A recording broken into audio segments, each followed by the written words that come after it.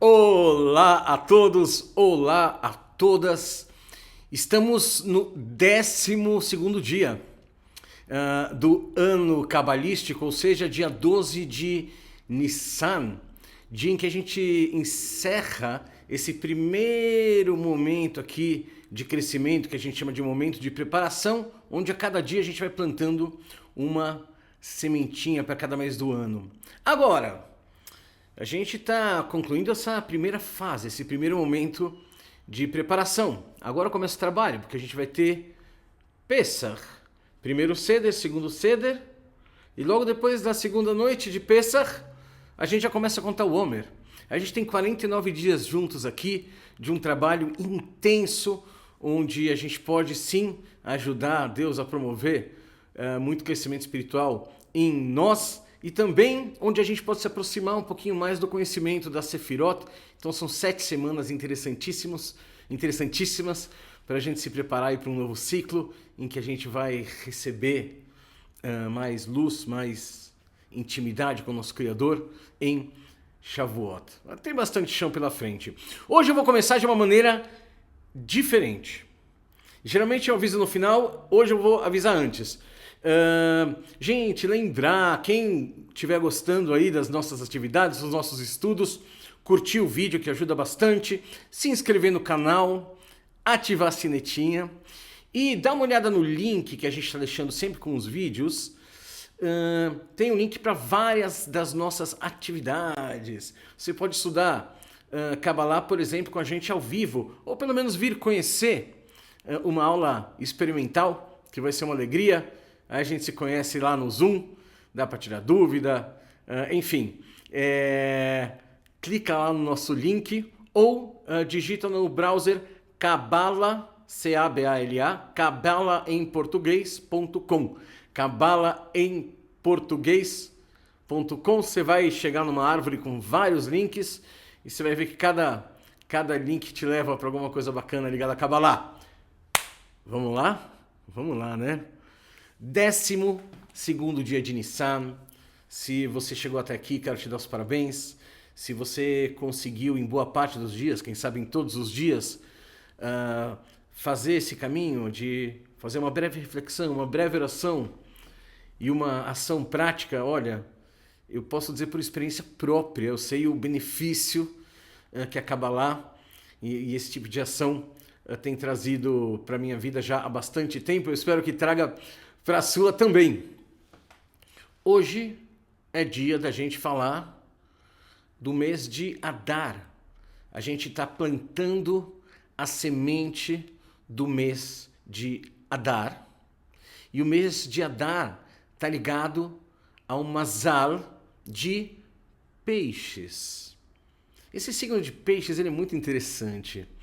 Não sei se você já ouviu, né? Dizem genericamente, falam, o pessoal de peixes são almas antigas e tal. É uma coisa que eu já ouvi muito de maneira genérica por aí. E possivelmente essa percepção que as pessoas têm está muito ligado à maneira como o peixe vive, porque o peixe, não sei se você já viu o símbolo do signo de peixes, que são duplos, né? Peixes, um para cima, um para baixo. Na verdade, a pessoa de peixes ela tem uma certa facilidade para viver em dois mundos. O mundo real, prático aqui que a gente está, e o mundo espiritual. Então, muitas pessoas de peixes, elas têm sim uma facilidade grande com a espiritualidade, sim uma facilidade grande com a intuição.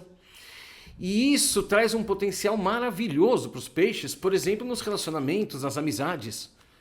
É um signo famoso por gerar grandes amigos. É claro, se a pessoa sabe ver o valor espiritual da amizade, ela vai valorizar muito a amizade. Quem não valoriza a amizade é quem vê a amizade como uma coisa mais utilitarista. Mas quem sabe ver o caráter espiritual da amizade, fala, gente, peraí, não tem briga, não tem contexto que vai me fazer abrir mão da amizade. A não ser que o peixe se decepcione profundamente e fala, cara, esses anos todos eu amando aquela pessoa como um amigo e ela só estava me usando. Aí sim, aí a gente consegue ver o peixe abrindo mão. Mas vamos prestar atenção nessa característica de peixes que eu estou destacando, que é dele conseguir estar aqui, mas estar aqui ao mesmo tempo, dele conseguir sim ver a importância da vida prática, mas ao mesmo tempo ter um desejo profundo de estar numa vida espiritual. É muito comum você ver pessoas de peixes ou melancólicas, ou viciadas em alguma coisa, ou sonhando sonhos impossíveis. Por que isso? Porque esses são mecanismos de fuga para uma pessoa, para uma alma sensível, que sente muita dor na encarnação, sente muita dor, então ela quer escapar para algum lugar, para não ter que lidar com a realidade. Nem preciso te dizer que o crescimento do peixe está ligado a ele aprender a lidar com a realidade. Tudo bem ir para a terra do nunca às vezes, ir para o lugar da fantasia, às vezes é até prazeroso, mas a vida é aqui. Você vai, mas você volte a tempo de estar na tua reunião. E lidar, né, a tempo de levar teu filho para a escola. E lidar com as responsabilidades do dia a dia. Eu já vou ser mais claro e objetivo, mas até aqui a gente já falou algumas coisas que podem ser ótimos exercícios para esse dia. Como, por exemplo, assumir responsabilidades que não são cabidas, e a gente já vai ver agora. Não assumir responsabilidades que não são cabidas. Vamos entender aqui uma vulnerabilidade do peixe que vem do mesmo lugar. A gente falou, peixe está vivendo nos dois mundos, tem uma facilidade com a espiritualidade, com a intuição, e a gente falou, olha, um lado bom de peixes é que peixes geram bons amigos, bons companheiros, pessoas leais. Legal, pessoas sensíveis ao outro. Maravilhoso. Mas e o lado B dessa virtude? Qual que é? O lado B é o seguinte, às vezes a pessoa de peixes, ela olha tanto para o lado espiritual e não tem esse equilíbrio com o material. Porque se o oposto acontece, vamos supor que a pessoa de peixes olha demais para o material e não para o espiritual. O que vai acontecer? Ela vai começar a sofrer até ela perceber que ela precisa se voltar para o espiritual. O que é perigoso para o peixes? Nesse momento do sofrimento, ir buscar consolo no álcool, ir buscar consolo numa situação abusiva, ir buscar consolo e acabar se agarrando a um vício, a um Egito, ao invés de ter que lidar com a dor do dia a dia, a dor da encarnação, né? A dor de estar no aqui e agora. Essa dor pode ser muito perigosa para os peixes, mas essa dor pode ser maravilhosa para os peixes em duas coisas. A primeira, quando o peixe descobre que ele pode alimentar uma vida espiritual, ele tende a equilibrar e viver muito bem nesse equilíbrio que é bem característico de peixes. Mas tem mais uma dor que é muito comum aos piscianos e que todos nós já vivemos essa dor de alguma maneira e é muito bom a gente aprender a lidar com essa dor. Lembra que a gente está no último mês, né, o 12º do calendário cabalístico, é esse que a gente está plantando a sementinha hoje. E a dor que muitos piscianos sentem é a seguinte, ela tem origem na virtude que a gente falou no começo do nosso estudo. Os piscianos conseguem conciliar material e espiritual, mas como eles veem a beleza do espiritual, às vezes eles querem ser bondosos ou ser bonzinhos, ou não ter que lidar também com ter que dizer não para os outros. E na ideia, eles aceitam coisas que eles não têm como cumprir depois. Ou na ideia, eles topam aceitar tarefas que não seria a responsabilidade deles fazer. Não é tão difícil encontrar um pisciano que está ajudando coisas, o departamento inteiro, cada um com uma coisa, e todo mundo gosta da pessoa, porque ele realmente ajuda, mas ele está atrasado com o trabalho dele. Então, a gente começa a se aproximar dos nossos exercícios ao entender isso. Para um pisciano, limites claros são absolutamente libertadores. Quantos piscianos entraram em relações abusivas, num lado ou no outro, por falta de uma visão clara de limite? Quantos ficam overwhelmed, com muito trabalho, assim, soterrados em tanto trabalho porque assumiram mais coisas do que poderiam? Quantos piscianos fizeram de tudo por um amigo quando esse amigo precisou, mas quando o pisciano precisou, o amigo não deu bola e o pisciano ficou arrasado? Não estou falando que piscianos sejam coitadinhos. O coitadismo seria só mais uma maneira de fugir da realidade. E alguns piscianos caem nisso. Eu fico falando piscianos, mas somos todos nós, especialmente os piscianos, mas todos nós, seja no mês de Adar, ou seja no dia 12 de Nissan, que é o dia em que a gente está. Uma coisa muito importante. O mês de Adar é o mês de Purim. É um mês que Esther se revela para o rei. Você entende que Esther se revelar para o rei é ela mostrar com clareza, é a gente saber colocar as nossas bordas, os nossos limites com clareza. De alguma maneira, a Esther estava vivendo oprimida, porque não podia ir até o rei. O povo dela estava sendo ameaçado e ela não estava nem com coragem de se revelar. Então você vê que a Esther não era coitadinha. Mas a partir do momento que ela toma coragem, vai ao rei e se coloca, ela se revela, ela salva o povo todo. O problema da gente viver aquém de quem a gente é, ou da gente ter baixa autoestima, ou da gente não ter a coragem de colocar limites, é que a gente acaba fazendo acordos que não representam a gente mesmo, não representam a nossa vontade, não representam o que a gente está topando. E a gente não pode ficar culpando o outro, porque senão a gente não sai dessa posição. Qual que é o caminho de sair dessa posição? É se responsabilizar. É se responsabilizar pelos acordos que a gente faz, se responsabilizar pelo que a gente diz e pelo que a gente não diz, e ir aprendendo no caminho a fazer melhores acordos.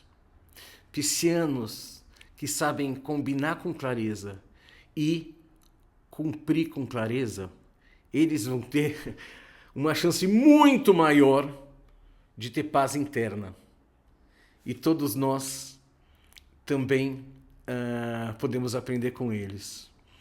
Eu queria deixar aqui, já que a gente se despede dessa primeira fase de preparação do ano cabalístico, eu queria deixar uma frase de Hillel, está na Ética dos Ancestrais, é uma frase que vem acompanhando o nosso povo há muito tempo.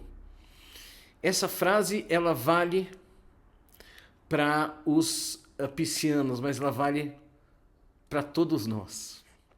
Eu vou comentar os 3 passos de hoje e aí a gente vai para a frase. Pode ser uma boa frase para começo de ano. Primeiro passo é a nossa reflexão.